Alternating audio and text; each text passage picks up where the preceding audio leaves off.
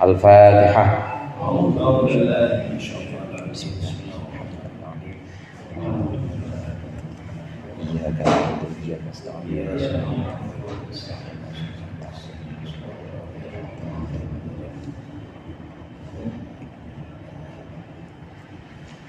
Alhamdulillahilladzi tafarrada bil izzi wal jalal wa tawahhada bil kibriyai wal kamal.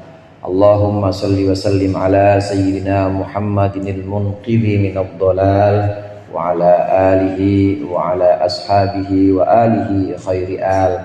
Amma ba'd, fa inna ahsanal hadithi kitabullah wa khairul hadi hadi Muhammadin Rasulillah sallallahu alaihi wasallam wa syarrul umuri muhdatsatuha wa kullu muhdatsatin bid'ah wa kullu bid'atin dhalalah wa kullu dhalalatin finnar. Amma ba'd, segenap jamaah mushollah al-jihad, para ustaz, para hujjaj, para sesepuh dan tokoh masyarakat, khusus Ustaz Haji Romli, Ustaz Khalil, dan Bapak RW 02, Bapak Ade, segenap jamaah yang dimuliakan oleh Allah.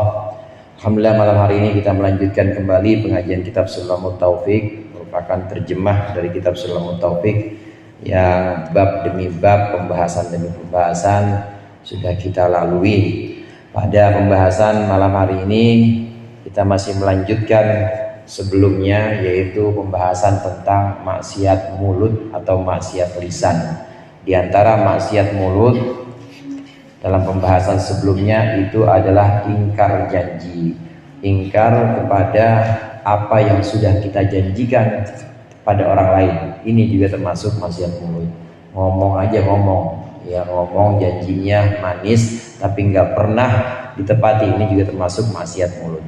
Termasuk juga maksiat lisan atau maksiat mulut itu adalah menunda-nunda pembayaran, padahal dia mampu, matlul ghani, dia mampu untuk membayar, tapi begitu ditagih sama orang yang kasih utang, begitu dia diminta, ntar sok, ntar besok, bonen, tahu bonen ya? Rebo Senin, balik lagi rebo Senin dah, Senin balik rebo aja. Ini namanya matlul ghani. Ini termasuk maksiat lisan atau maksiat mulut. Dia mengucapkan itu dengan maksud untuk merugikan orang lain, dengan maksud untuk menunda pembayaran, termasuk maksiat lisan atau maksiat mulut. Yang berikut ini juga termasuk maksiat mulut yang harus kita jauhi. Qala al-musannif rahimahullah wa nafa'ana bihi wa bi ulumihi wa bi barakatihi fid dharain amin. Wasyatmu wasabbu wal la'nu, dan mencaci, wasabbu memaki, wal la'nu dan melaknati. Yang berikutnya, tidak boleh kita sebagai seorang muslim melaknati, mencaci dan juga memaki orang lain, memaki saudara kita sendiri.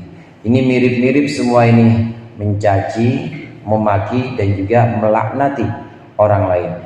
Jamaah rahimakumullah, bahkan bukan cuma orang lain. Dalam penjelasan yang diterjemahkan atau dalam penjelasan yang dituliskan oleh mutarjim atau terjemah di sini, mencaci atau melaknati apapun, memaki atau melaknati apapun, juga memaki atau melaknati apapun itu, bukan hanya orang lain, tapi bentuk benda bahkan hewan.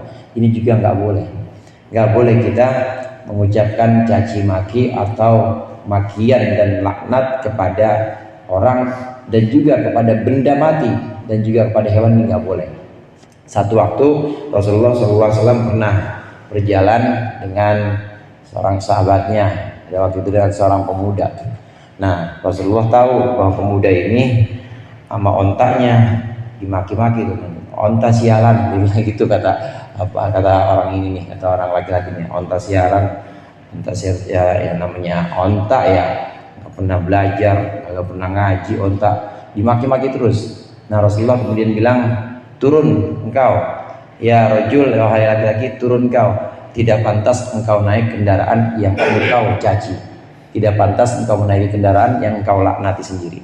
Gak boleh saudara melaknati hewan, melaknati ya bandeng tinggal satu-satunya, udah disisain sama gini, diambil juga sama kucing, gimana coba itu. Tetap gak boleh kita laknati.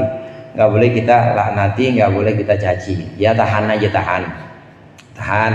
Jangan kita biarkan mulut kita untuk mengucapkan sumpah serapah atau cacian makian, bahkan laknat, nggak boleh. Termasuk laknat itu pada orang juga nggak boleh. Dasar bocah laknat, jangan, saudara, nggak boleh itu.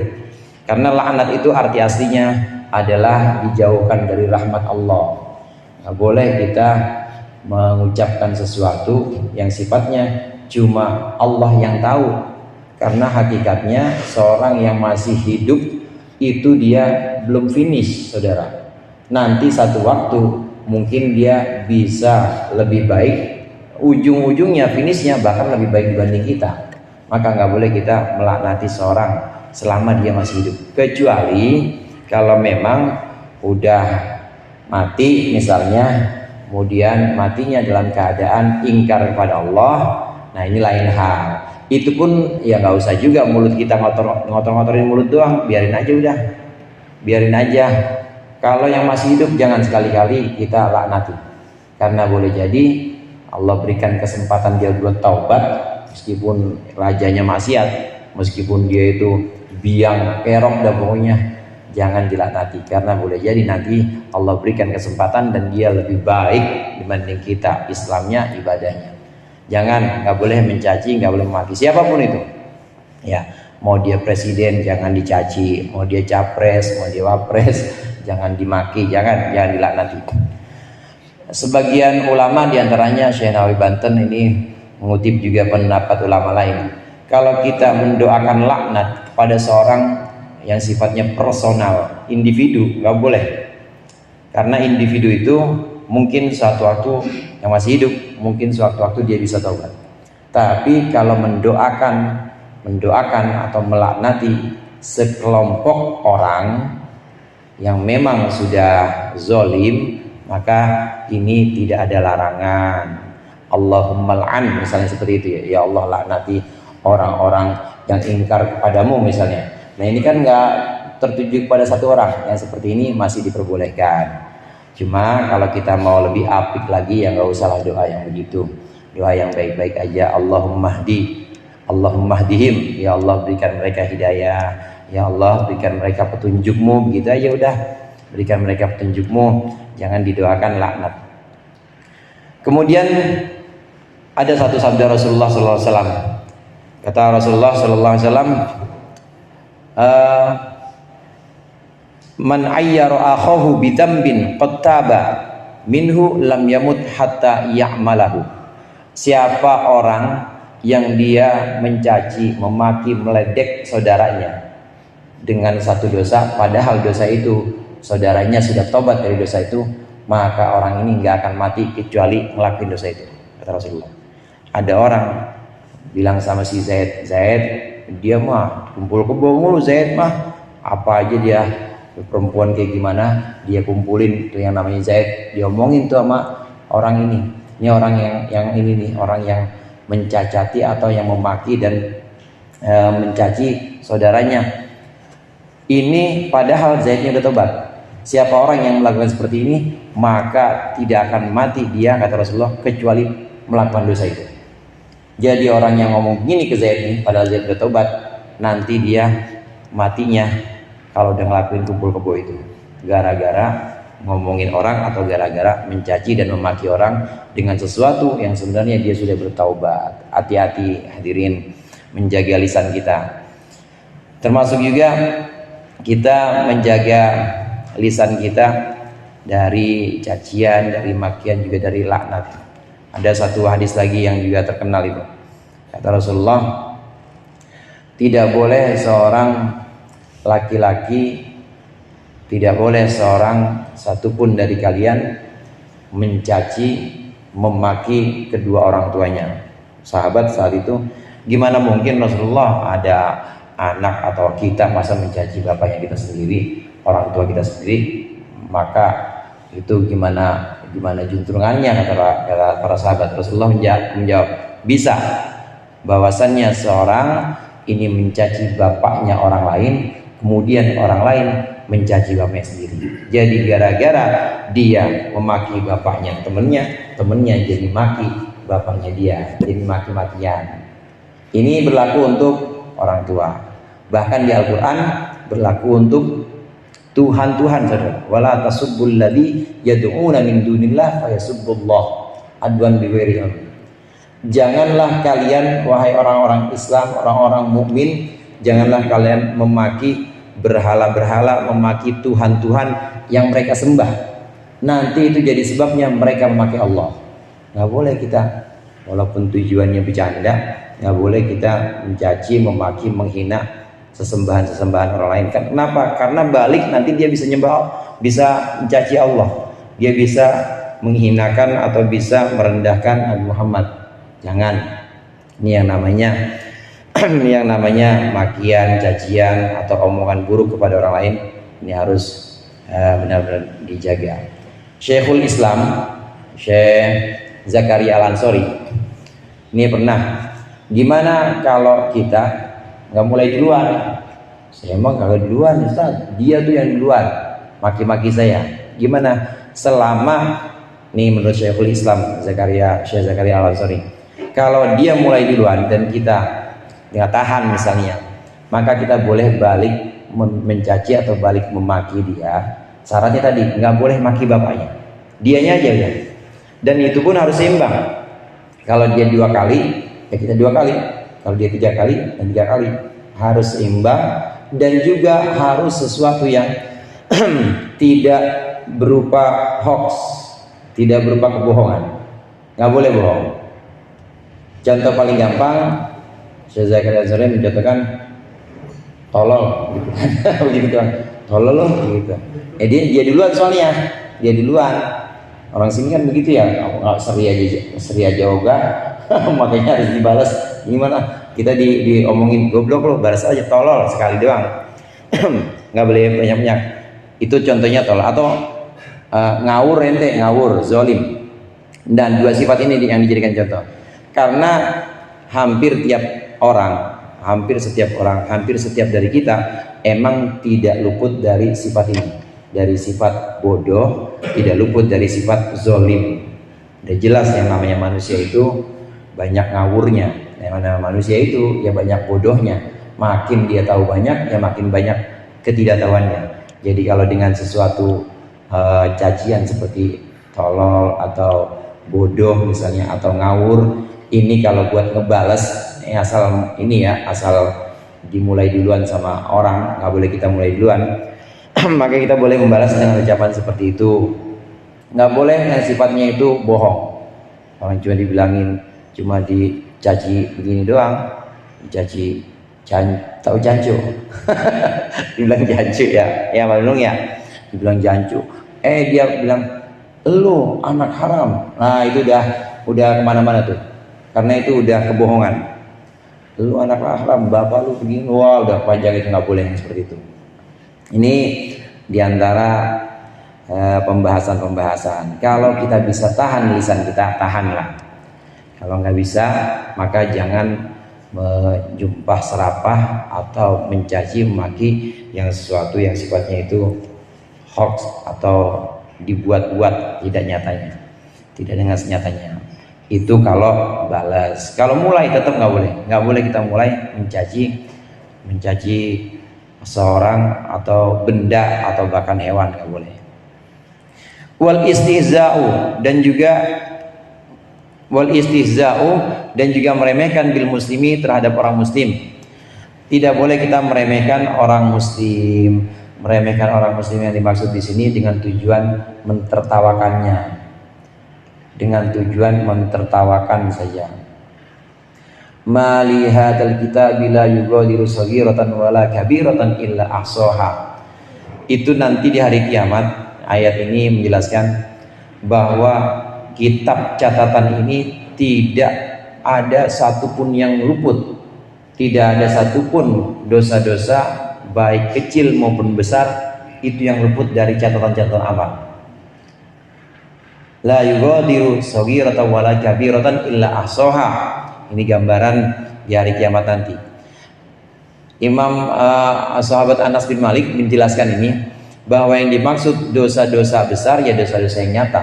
seperti ngejek orang sampai ketawa-tawa, ngakak-ngakak itu kalau ledekin orang, kalau merendahkan orang, atau cuma senyum doang saudara, senyum doang itu sogirotan.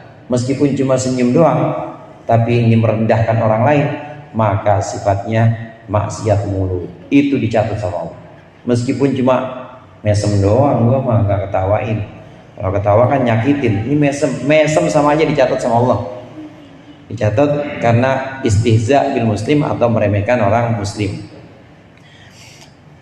Tujuannya istihza di sini dengan tujuan mentertawakan.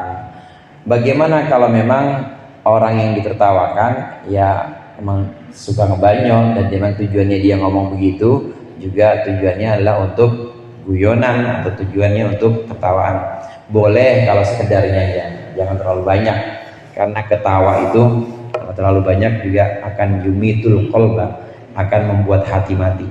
Tapi jangan serius-serius banget Bang Hasan, jangan serius-serius banget. Orang kalau kebanyakan ketawa hatinya mati.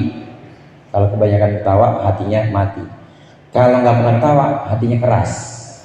Keras juga, dinasihatinya susah, serius sama dia. Nah jangan juga. Rasulullah juga bercanda, Rasulullah juga mizah istilahnya, guyon, bercanda Rasulullah.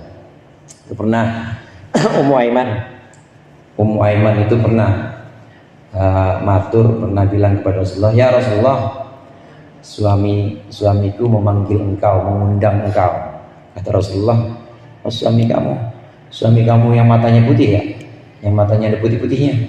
Kata Ummu Aiman, enggak Rasulullah, orang normal matanya. Iya, suami kamu yang matanya ada putih-putihnya kan? Kata Rasulullah. Pas dipikir-pikir, iya Ummu Aiman, semua orang matanya ada putih-putihnya. Bener kan tuh bercanda begitu? Bener. Enggak ada kebohongan. Bercandanya Rasulullah enggak ada kebohongan. Bercanda, bikin ketawa ya kadang-kadang ngeprank atau ngerjain sahabat juga, tapi enggak dengan sesuatu yang sifatnya itu bohong, bukan sesuatu yang dibuat-buat. Ya mirip orang-orang sini dah ya. Orang-orang sini yang begini, gimana Bang Yurul nih? Pokoknya nih kalau yang kayak begini, kalau belum mati jangan dikubur. Bener nggak? Ya bener, belum mati. Belum mati. Yang model-model seperti itu, asal tidak mengandung kebohongan, tujuannya untuk bercanda, boleh. Ada satu lagi yang masyhur, yang terkenal. Ada satu perempuan pengen pulang, kemudian ya Rasulullah, pinjemin saya onta dah buat pulang, kata perempuan ini, dan nanti saya kasih anak onta, kata Rasulullah. Anak onta, rumah saya jauh ya Rasulullah, ngapain anak onta, mana kuat bawa saya sama barang-barang bawaan saya. Akhirnya dikasih sama Rasulullah onta gede saudara. Mana Rasulullah, kata engkau anak onta. Ya ini kan gimana pun anak onta. Masa ini anak kambing, ini kan anak onta gimana pun. Bener tuh, nggak bohong Rasulullah bercandanya seperti itu. Banyak bercanda Rasulullah. Jadi bercanda boleh nggak? Boleh, asal jangan ngada-ngada aja. Satu waktu juga Sayyidina Ali pernah makan korma. Habis makan korma, bijinya digeser ke Rasulullah. Kata Sayyidina Ali, ya Rasulullah, banyak amat makan korma. Kata Sayyidina Ali, oh Ali, ente biji-bijinya dimakan? Kata Rasulullah, ente biji-bijinya nggak makan, nggak disisain. Tawa di situ. Jadi boleh mizah, tujuannya untuk sesuatu yang sifatnya guyon atau humor diperbolehkan, asal jangan mengandung kebohongan, jangan mengandung sesuatu yang mengada-ngada. Yang nggak boleh itu kalau yang ngada-ngada. Rasulullah juga bercanda, Rasulullah juga bersenda gurau. Wa kullu kalamin mu'dzin lahu, dan setiap ucapan yang menyakiti seorang muslim juga tidak boleh, termasuk maksiat mulut, yaitu mengucapkan omongan-omongan yang menyakiti muslim. Wal kadzibu 'ala Allahi wa 'ala rasulih, dan juga dusta kepada Allah dan Rasulnya. Dusta kepada Allah dan Rasulnya itu bisa juga dengan menyebutkan sesuatu padahal Allah tidak pernah mengajarkan itu. Dusta kepada Allah. Contoh, ada orang misalnya, saya mah nggak pakai sholat juga eling aja, udah dekat sama Tuhan, saya mah sama Allah. Ini namanya dusta sama Allah. Saya mah didatengin sama malaikat Jibril kemarin, katanya udah sholat dia sampai sini aja, udah bebas. Namanya dusta atas nama Allah. Begitu juga dusta atas nama Rasulullah, mengatakan sesuatu yang sebenarnya Rasulullah tidak pernah mengatakannya. Ini termasuk maksiat mulut, maksiat lisan. Kemudian wa da'wal batilatu, dan juga dakwaan atau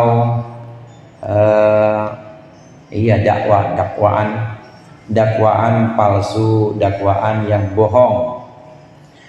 Ada orang dia melaporkan sesuatu, tapi sesuatu itu tidak sesuai dengan kenyataan, bohong. Ini namanya ad-da'wal batil, termasuk maksiat mulut, yang laporin pada orang padahal itu tidak pernah dilakukan sama orang itu. Wat tolakul bid'iyyu, dan tolak bid'ah. Jamaah rahimakumullah, ada yang disebut dengan tolak sunnah, talak cerai. Ada tolak sunnah, ada tolak bid'ah. Tolak bid'ah itu talak atau cerai yang dilakukan oleh suami istrinya dalam keadaan haid, namanya tolak bid'ah. Atau istrinya dalam keadaan hamil, yang namanya hamil kan umumnya hamil nggak ada yang haid ya. Dalam keadaan hamil ini dicerai, ditalak. Kenapa demikian? Karena ini membuat berat perempuan, masa iddahnya makin panjang, saudara. Orang yang hamil, perempuan yang hamil dicerai sama suaminya, itu masa iddahnya sampai anaknya lahir. Nanti anaknya udah lahir, kemudian sampai selesai nifasnya. Berapa bulan tuh? Kan kasihan kalau ada yang mau ngelamar lagi dia. Dia mana hidup sendirian, lakinya juga yang nggak tanggung jawab sama anak yang baru lahir ini, kan kasihan, makin panjang. Maka itu disebut dengan talak bid'ah di masa kehamilan atau di masa haid. Yang di masa haid, suami menceraikan istrinya masa haid. Ini masa iddahnya si istri, ini makin panjang. Iddah itu untuk perempuan yang masih mens, untuk perempuan yang masih haid, iddah itu 3 kali sucian, 3 kali bersihan. Ini bulan Januari ya, ada perempuan si Hindun misalnya, Hindun bulan Januari ini lagi ini bulan minggu-minggu ini dia lagi haid, kemudian dicerai sama suaminya. Nanti baru bersih, dia baru bersih 2 minggu lagi atau minggu depan dah baru bersih. Maka hitungan iddah dia baru minggu depan. Ini masa dia dari sekarang nih baru banget haid, 7 hari nggak dihitung masa iddah. Jadi hitungannya mana? Nanti hitungannya minggu depan 1 kali bersihan, nanti dia dapat lagi 2 kali bersihan, dapat lagi 3 kali bersihan, baru selesai masa iddahnya. Kalau udah selesai masa iddahnya, udah suami nggak bisa rujuk. Suami nggak bisa rujuk kalau mau nikah ulang lagi. Itu kalau diceraikan di masa haid, maka dia nunggunya ditambah seminggu lagi haid, nunggu suci, haid, suci. Beda sama talak atau cerai ketika dia dalam masa suci. Kalau dalam masa suci, ini si Hindun juga, ini dalam masa suci nih sekarang lagi bersih nih, lagi bersih dia, lagi nggak haid, ditalak. Udah nih dihitung sekali suci, ditalak, jatuh cerai, hitung 1, dia haid. Kemudian suci lagi, ini udah yang 2. Kemudian haid lagi, nah suci yang ketiga udah selesai itu, udah selesai iddahnya. Jadi lebih pendek. Kenapa talak ini disebut dengan talak bid'ah? Karena memberatkan perempuan, masa iddahnya lebih panjang. Terus bagaimana talak bid'ah? Talak jadi sah, cerai, benar-benar cerai, suaminya cuma dosa. Suaminya dosa dengan talak bid'ah ini, ya perempuannya juga kasihan, berat, suaminya dosa dengan talak bid'ah.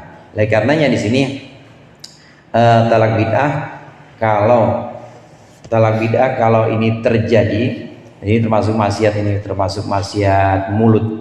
Kalau ini terjadi talak bid'ah, maka suaminya dosa dengan cerai atau dengan ucapan itu, dia dosa. Talak bid'ah ini tetap sah. Kalau memang masih dalam masa rujuk dan bisa rujuk, maka harus rujuk, wajib. Beda sama talak yang bukan bid'ah. Kalau talak yang di masa suci, bukan bid'ah, pokoknya talak sunnah. Ini laki mau selagu-lagunya nggak apa-apa, biarin sampai masa habis dah. Emang gua kepengen rujuk lagi.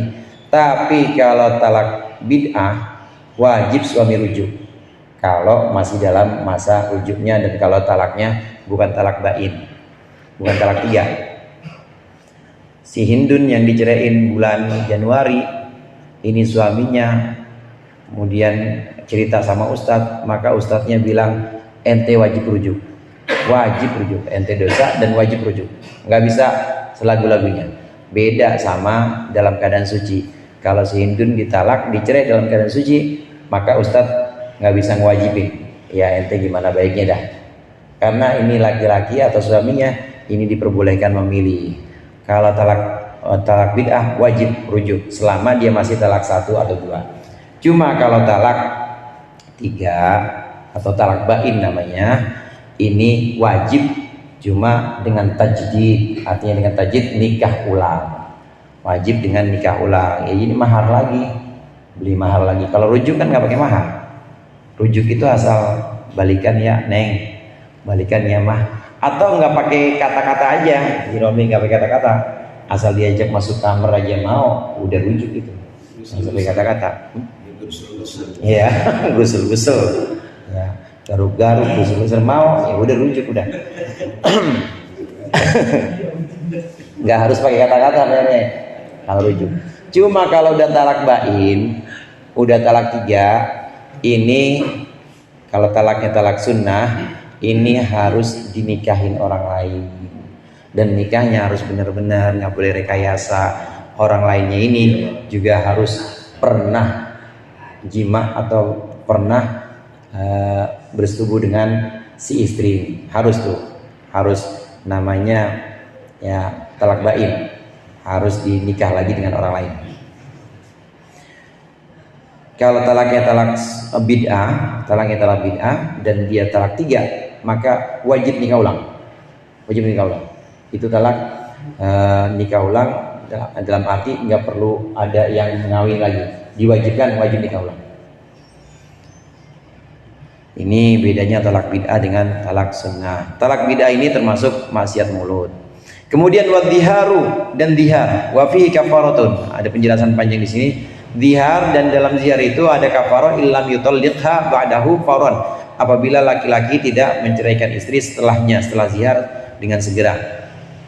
Apa kafarahnya? Wahia itqu raqabatin mu'minatin salimatin, yaitu membebaskan budak perempuan mukmin yang sehat. Fain ajiza, jika dia tidak mampu, si suami yang menceraikan nggak mampu, so masyahraini mutatabi'aini, maka dia harus puasa 2 bulan berturut-turut. Fain ajiza, maka jika dia tidak mampu suami, at'ama sittina miskinan, memberi makan 60 orang miskin, sittina muddan, 60 mud. 1 mud itu kira-kira 6 gram, nggak sampai 10 gram. Jadi 10 gram itu berapa on? 1 on ya, nggak sampai 1 on, 0,6 on itu 1 mud. Tapi dikasih 60 fakir miskin, kasih 60 fakir miskin. Ini jalan kafarah terakhir. Jalan kafarah terakhir kalau udah nggak mampu. Kalau kafarah yang pertama, zihar dulu nih. Zihar itu adalah ucapan suami, maka dibilang sebagai maksiat mulut. Zihar itu adalah ucapan suami yang menyamakan istri dengan ibunya. Itu namanya zihar. Dalam Al-Quran sebutannya itu zihar, itu dari kata punggung. Asbabun nuzulnya, sebab turunnya ayat dan juga sebab hukum ini turun, itu ada seorang bilang kepada istrinya, engkau seperti punggung ibuku. Maksudnya orang Arab udah ngomong gitu, punggungmu seperti punggung ibuku. Maksudnya orang Arab kalau ngomong gitu udah nggak mau sama istrinya lagi. Ya, orang ibunya mana yang mau sama ibunya. Kalau orang normal, nah, engkau udah seperti punggungmu sudah seperti punggung ibuku, itu maksudnya talak. Maksudnya udah nggak mau lagi. Ada ucapan seperti ini, maka ini namanya zihar. Zihar itu sama dengan talak. Bedanya cerai itu hukumnya cerai. Bedanya orang yang laki-laki yang mengucapkan ini, mengucapkan atau menyamakan istrinya dengan ibu, tujuannya memang nggak mau bersetubuh lagi, maka kalau dia tidak segera rujuk, ya, tidak segera rujuk, maka dia harus membayar kafarah. Harus membayar kafarah. Kafarahnya itu adalah membebaskan budak perempuan mukmin yang cakep. Salimah di sini maksudnya sehat dah. Budak perempuan mukmin yang sehat. Sekarang udah nggak ada budak. Mau beli di mana? Tokopedia nggak ada, Shopee juga nggak ada yang jual budak, emang udah nggak ada budak. Nah terus bagaimana kalau nggak ada? Maka puasa 2 bulan berturut-turut. Kalau dia masih mau balik lagi, artinya nggak mau dicerai. Kalau udah dicerai ya udah selesai, udah jatuh talak. Tapi kalau dia nggak mau dicerai, mau balik lagi suaminya, maka harus puasa 2 bulan berturut-turut untuk kafarah atau untuk menebus dosa dari si hari ini. 2 bulan berturut-turut gara-gara menyamai istrinya dengan ibunya. Tujuannya nggak mau menyetubui tadi. Tapi kalau tujuannya lain ya enggak. Tujuannya bilang sama masakan kamu sama masakan ibuku, kan tujuannya bukan itu. Nah itu bukan zihar namanya. Ini benar-benar tujuannya tidak mau bersetubuh lagi atau tidak mau kumpul lagi, maka zihar, jatuh talak. Atau kalau dia mau rujuk, maka nggak boleh sekedar rujuk saja, tapi harus bayar kafarah, puasa 2 bulan berturut-turut. Atau kalau nggak mampu, memberikan makan orang miskin 60 orang miskin. Tiap satu orang miskin dapat 1 mud, dapat 6 gram kira-kira. Itu yang namanya zihar, maksiat mulut itu. Makanya harus jaga, hati-hati, dijaga, jangan jangan sembarangan. Bagaimana kalau talak sunnah? Talak sunnah bukan maksiat, karena talak sunnah itu halal, walaupun itu dibenci oleh Allah. Kata Rasulullah, abghadul halal indallah at-talaq. Perkara halal yang paling Allah benci itu adalah talak sunnah maksudnya. Itu bukan maksiat mulut kalau talak sunnah, tapi tetap Allah benci. Sebisa mungkin kalau masih bisa ada rekonsiliasi atau masih bisa ada omongan-omongan untuk ini damai, ya damai aja lah. Ngambek-ngambek segala, nanti juga malam berasa kusuk lagi, gusul lagi, ya, jangan panjang-panjang. Fa'in ajiza udah. Wa minha allahnu fil Quran wa illam yukhilla bil ma'na. Termasuk maksiat mulut itu adalah allahnu, itu artinya memplesetkan. Allahnu itu bermain-main, memplesetkan fil Quran, ayat Al-Quran. Meskipun tidak merubah mana. Orang baca Al-Quran tapi diplesetin, nggak boleh. Ini juga termasuk maksiat mulut. Lagu ya banyak, atau contoh-contohnya nggak usah kita sebutin dah. Ya ada yang memplesetkan ayat-ayat Al-Quran, mempermainkan ayat-ayat Al-Quran. Ini termasuk maksiat mulut. Kemudian termasuk maksiat mulut wa minha wasu'alu lil ghani bimalin aw hirfatin, dan minta kepada orang kaya, minta harta dan juga atau minta pekerjaan. Maksiat mulut saudara. Minta sama orang kaya, ini termasuk maksiat mulut. Mau minta harta, mau minta kerjaan. Dengan catatan kalau itu dijadikan sebagai profesi atau untuk memperkaya diri. Kalau minta tapi memang udah kepepet dan untuk kebutuhan kita dan keluarga, masih diperbolehkan. Ini namanya kita udah terdesak. Ada orang terdesak, emang butuh banget, maka dia harus minta sama bosnya, boleh.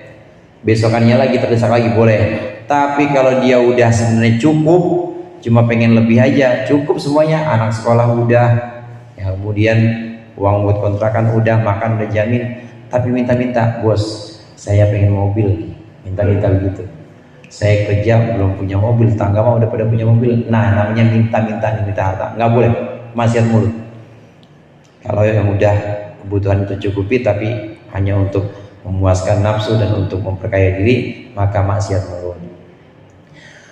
Lagi pula hadirin, orang miskin, fakir, atau orang yang membutuhkan, orang-orang lemah lah Ustadz Afin, orang duafa, orang-orang yang lemah, ini kalau benar-benar lemah dan benar-benar terdesak karena Allah, dia minta, karena benar-benar terdesak karena Allah, dia minta, maka doanya benar-benar makbul, doanya benar-benar mustajab. Ada orang yang minta-mintanya beneran karena Allah, bukan karena memperkaya diri, bukan karena profesi, benar-benar pepet. Kalau dia ucapin mudah-mudahan berkah umurnya ya Neng, Bapak mudah-mudahan benar-benar tuh, benar-benar dikabulkan sama Allah. Tapi sayangnya kita nggak tahu, karena kita nggak tahu mana yang benar, yang enggak kasih mah kasih aja. Siapa tahu lempengan hari itu orang yang benar-benar. Lempengan hari itu orang yang memang lagi butuh, benar-benar butuh dan mintanya bukan karena memperkaya diri. Kita kasih aja, didoain sama dia dah. Kalau didoain kan benar-benar berkah. Namanya memberi, kemudian silaturahim, itu benar-benar bisa memperpanjang umur. Ada seorang pemuda hadirin, ada seorang pemuda, dia biasa dengan Nabi Daud, ya bantu-bantu Nabi Daud. Satu waktu ini malaikat maut datang kepada Nabi Daud, sowan. Biasa kalau Nabi itu yang sowan bukan caleg. Kalau Ustadz kan disowanin caleg biasanya. Yang sowan atau yang silaturahim kepada para nabi, malaikat maut biasa. Malaikat maut. Makanya kadang-kadang Nabi Ibrahim juga kalau didatengin, kamu datang mau sowan apa mau nyabut? Begitu. Mau sowan, mau silaturahim. Ini silaturahim biasa para nabi. Nabi Daud didatangi oleh malaikat maut, terus bilang, ini si fulan laki-laki ini yang biasa sama engkau, 3 hari lagi ada tugas untuk nyambut saya, kata malaikat maut. Oh begitu? Iya. Nah, Nabi Daud perhatikan nih, emang orang dekatnya. Hari pertama dari omongan itu, hari kedua, sampai hari ketiga, lah belum mati-mati ini. Hari keempat dan berlalu terus begitu, kemudian datang lagi malaikat maut, soal lagi, tanya Nabi Daud, itu katanya kemarin 3 hari lagi, kenapa belum meninggal, belum mati-mati sampai sekarang?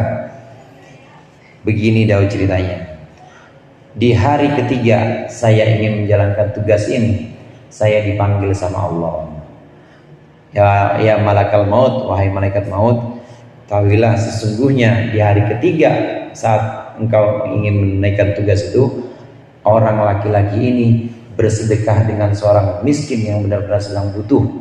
Dia sedekah 20 dirham. Oleh karenanya umurnya aku beri kepanjang sepanjang 1 dirham 1 tahun. Jadi ditambahin berapa tahun tuh? 20 tahun.